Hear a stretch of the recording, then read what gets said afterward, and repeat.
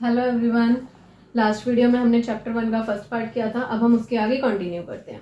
तो आज हम कंटिन्यू करने जा रहे हैं ऑब्जेक्टिव्स से। Objectives of management. ऑब्जेक्टिव्स क्या है? हमने ऑब्जेक्टिव्स को हमारे थ्री ऑब्जेक्टिव्स होते हैं मैनेजमेंट के: organisational objective, social objective and personal objective. Organisational objective क्या होता है कि जो भी ऑर्गेनाइजेशन है उसके कुछ गोल्स होते हैं, उसके एम्स होते हैं। अब उन्हीं एम्स और गोल्स को हमने डिवाइड किया थ्री पार्ट्स में: सर्वाइवल, प्रॉफिट और ग्रोथ। सर्वाइवल क्या होता है? सर्वाइवल होता है कि जो ऑर्गेनाइजेशन है वो उसको मार्केट में सर्वाइव करना है, कि हमारी जो पोजीशन है वो बनी रहे, हम मार्केट में सर्वाइव कर सके। मतलब कि जो हमारी कॉस्ट है हम उसको कवर कर सके, इतना हमें अपना बिजनेस रखना है। अच्छा, उसके बाद प्रॉफिट। प्रॉफिट कैसे? कि ना सिर्फ सर्वाइव करने से तो काम नहीं चलेगा, हमें प्रॉफिट मेकिंग करना है कि हम जो कॉस्ट है उन्हें कवर करके प्रॉफिट भी अर्न कर पाए।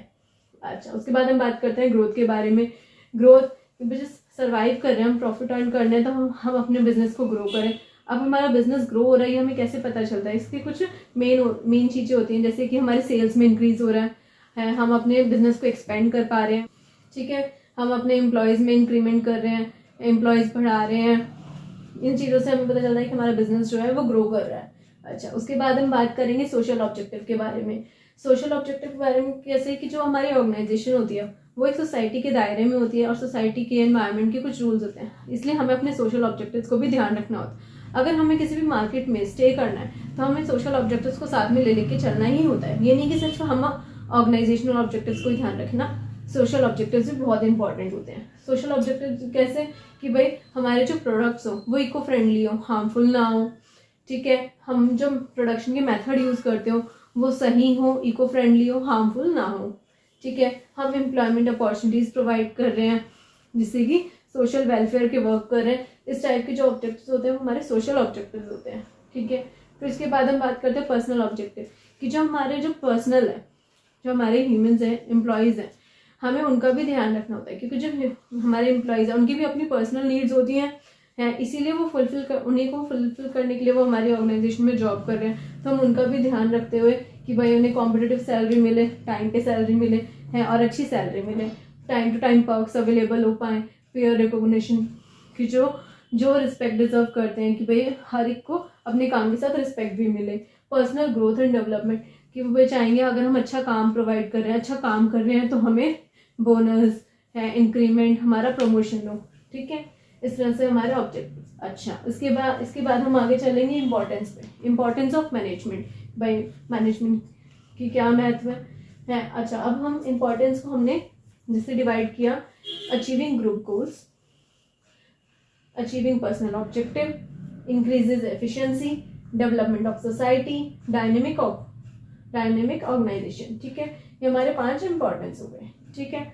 अब हम सबसे पहले बात करते हैं अचीविंग ग्रुप गोल्स। जो मैनेजमेंट होती है वो हमारे जो ऑर्गेनाइजेशन के ग्रुप गोल्स होते हैं, ऑर्गेनाइजेशन के गोल्स होते हैं, उनको अचीव करने में, उनको मैनेज करने में हेल्प करती है। तो इसलिए मैनेजमेंट हमारी बहुत इंपॉर्टेंट है, ठीक है। अचीविंग पर्सनल ऑब्जेक्टिव, जो मैनेजमेंट होती है वो एम्प्लॉयज़ को वर्क प्रोवाइड करती है, उन्हें ट्रेन करती है, उन्हें बेस तैयार करती है कि भाई अच्छे से लीडरशिप, उन्हें लीड करती है कि भाई टाइम टू टाइम वर्क हो, वो अच्छा काम कर सके, जिससे कि वो अपने पर्सनल ऑब्जेक्टिव अचीव कर सके। ऑर्गेनाइजेशनल ऑब्जेक्टिव अचीव होंगे, हमें प्रॉफिट होगा, तभी तो हम एम्प्लॉयज़ को भी टाइम टू टाइम सैलरी दे पाएंगे, उनको बोनस दे पाएंगे। तो इस तरह से हमें हेल्प करते हैं पर्सनल ऑब्जेक्टिव्स को अचीव करने में। इंक्रीजेज एफिशिएंसी, जो मैनेजमेंट होती है वो इस तरह से काम करती है कि जो हमारे रिसोर्सेज हैं उन्हें हम अच्छे से यूटिलाइज कर सकें, है, हम अपने गोल्स को अचीव कर सकें मिनिमम कॉस्ट के अंदर, तो हमारी एफिशिएंसी को भी इंक्रीज करते हैं, ठीक है। Development of society, development of society की हम भी सोसाइटी का ध्यान रखते हैं कि हम सोसाइटी की वेलफेयर के लिए कोई काम कर रहे हैं, जो हमारे नॉन प्रॉफिटेबल वर्क में हम सोसाइटी का वेलफेयर कर रहे हैं, या फिर हम एम्प्लॉयमेंट को, मतलब एम्प्लॉयमेंट अपॉर्चुनिटीज़ प्रोवाइड कर रहे हैं, वर्कर्स को अलाउ कर रहे हैं। तो इस चीज़ों में हम सोसाइटी को डेवलप कर रहे हैं कि भाई हार्मफुल प्रोडक्ट्स नहीं यूज़ कर रहे हैं, हम इको फ्रेंडली चीज़ें ला रहे हैं, न्यू थिंग्स ला रहे हैं मार्केट में जो हमारी सोसाइटी के वेलफेयर के लिए अच्छे हैं। तो इससे डेवलपमेंट ऑफ सोसाइटी। इसके बाद डायनेमिक ऑर्गेनाइजेशन, जो हमारी मैनेजमेंट होती है वो इस बात का भी ध्यान रखती है कि भाई जो हमारा मार्केट का एनवायरनमेंट कैसा है, हमारे सोसाइटी का एनवायरनमेंट कैसा है, कब किसको किस चीज़ की नीड है। जैसे कि हम सीजन्स के अकॉर्डिंग कह सकते हैं कि कब विंटर की नीड है, कब समर की थिंग्स की नीड है। तो हम अपने इन्वायरमेंट के अकॉर्डिंग हम अपने ऑर्गेनाइजेशन में चेंज लाते हैं कि भाई मार्केट में इस टाइम किस चीज़ की डिमांड ज़्यादा है, जैसी डिमांड वैसा काम, तो डायनेमिक ऑर्गेनाइजेशन। ठीक है, इसके बाद हम आगे चलेंगे लेवल्स पे। जो मैनेजमेंट होता है वो बहुत बड़ा टर्म होता है मैनेजमेंट, एक पूरी ऑर्गेनाइजेशन मैनेजमेंट के आगे पीछे घूम रही होती है। तो उस मैनेजमेंट के काम को हमने डिवाइड कर दिया लेवल्स में। ठीक है, तो हमने मैनेजमेंट को कितने में डिवाइड किया, 3 में, टॉप लेवल, मिडिल लेवल और लोअर लेवल। लोअर लेवल हमारा सुपरवाइजरी लेवल, ऑपरेशनल लेवल, इन्हें भी हम कह सकते हैं। ठीक है, टॉप लेवल मैनेजमेंट में क्या कहते हैं, टॉप लेवल जो सबसे अपर लेवल होता है, जिसकी जो मेन बागडोर होती है ऑर्गेनाइजेशन की, उसके हाथ में होती है, जैसे कि चेयरमैन है, सीईओ है, जनरल मैनेजर है, प्रेसिडेंट एक्सेट्रा, मतलब जो मेन डिसीजन लेने, डिसीजन मेकिंग वर्क जो होता है वो टॉप लेवल मैनेजमेंट का होता है। मिडिल लेवल में कौन कौन आ जाता है, divisional heads, sales manager, factory manager, ये सब। मिडिल लेवल का मेन वर्क क्या होता है कि ये टॉप लेवल और लोअर लेवल के बीच में वर्क करता है, इन दोनों को इंटरलिंक रखेगा है, और उसके साथ साथ मैनेज करके चलेगा दोनों को है। लोअर लेवल जो है उसके अंदर कौन कौन आ जाता है, सुपरवाइजर्स, फोरमैन, इंस्पेक्टर, मतलब जो मेन काम करना है वो लोअर लेवल कर रहा है कि भाई जो वर्किंग कंडीशंस हैं, जो रिसोर्सेज का यूटिलाइज हो रहा है वो लोअर लेवल। ठीक है, अब हम फंक्शंस की बात करें, functions of top level management, कि भाई टॉप लेवल मैनेजमेंट हमारा क्या क्या काम करता है, coordinate the activities of different department, जो डिफरेंट डिपार्टमेंट से काम आगे आ रहा है उनको कोऑर्डिनेट करता है।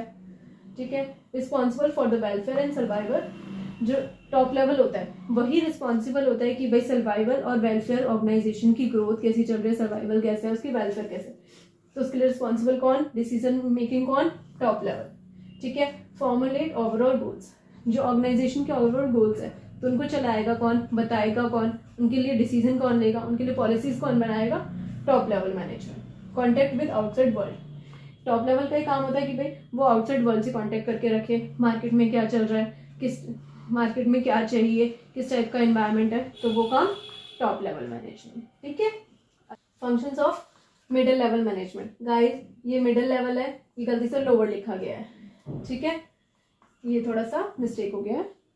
Functions of middle level management, middle level management का क्या काम हुआ, ensuring that the department has necessary personal, कि भाई डिपार्टमेंट्स को मतलब किस कौन से वर्कर्स की नीड है वो उनकी एजुकेशन के हिसाब से, उनकी काबिलियत के हिसाब से ये डिसाइड करता है कि हाँ भाई ये फाइनेंस के वर्कर्स हैं तो इन्हें फाइनेंस डिपार्टमेंट में डालना है, ये प्रोडक्शन में अच्छा काम कर सकते हैं, ये सेल्स में अच्छा काम कर सकते हैं, तो उनकी कैपेबिलिटी के अकॉर्डिंग उन्हें पर्सनल डिपार्टमेंट्स प्रोवाइड करना।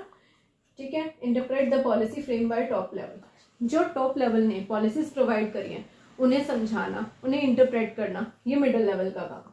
ठीक है, assign necessary duties and responsibilities, फिर उन पर्सनल्स को, उन एम्प्लॉयज़ को जो नेसेसरी ड्यूटीज़ हैं, उनकी रिस्पॉन्सिबिलिटी हैं, उन्हें असाइन करना है कि हाँ भाई तुम्हें ये काम करना है, तभी तो वो आगे काम कर पाएंगे। ठीक है, motivate them to achieve objective, फिर ये जो हमारा मिडिल लेवल होता है इनमें इनकी क्वालिटी मेन आ जाती है कि इन्हें लीड करके चलना होता है, क्योंकि इन्हें काम करवाना है अपने पर्सनल से, अपने जो सबॉर्डिनेट से, तो इसलिए मोटिवेट करते हैं कि भाई हाँ ये हमारा ऑर्गेनाइजेशनल गोल है, हम एक होके काम कर रहे हैं, हमारी ऑर्गेनाइजेशन एक है ना, तो हम एक होके काम कर रहे हैं, उन्हें मोटिवेट करना है कि हाँ भाई गोल्स को अचीव करो।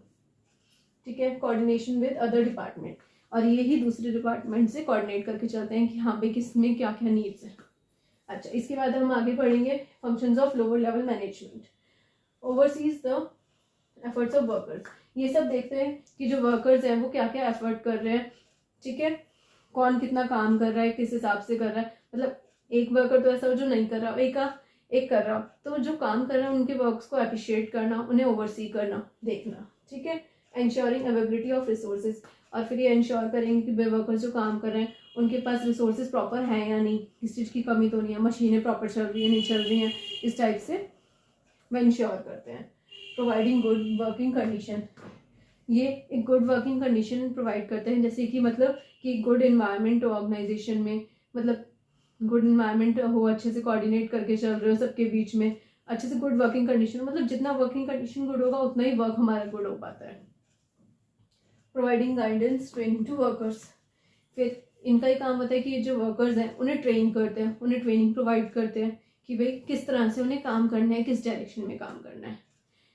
चलो गाइस, आज के लिए इतना ही। अब नेक्स्ट वीडियो में मिलेंगे, क्योंकि हमारे चैप्टर का एक टॉपिक और बच रहा है, तो उसको हम नेक्स्ट वीडियो में कवर करेंगे हैं। अब अगर आपको मेरी टीचिंग स्किल्स और पसंद आ रही है वीडियोस, तो आप लाइक करके शेयर करके ज़रूर बताएगा, और कमेंट सेक्शन में अपने व्यूज़ ज़रूर दें। कोई प्रॉब्लम हो, कोई चीज़ कन्फ्यूज़न है तो वो भी ज़रूर बताएं। अगर आपको इसके डिटेल PDF नोट्स चाहिए तो वो मेरे इंस्टाग्राम चैनल पे है। टेलीग्राम चैनल और इंस्टाग्राम चैनल दोनों का लिंक डिस्क्रिप्शन में है, तो वहाँ से उन्हें भी फॉलो करें। Thank you guys.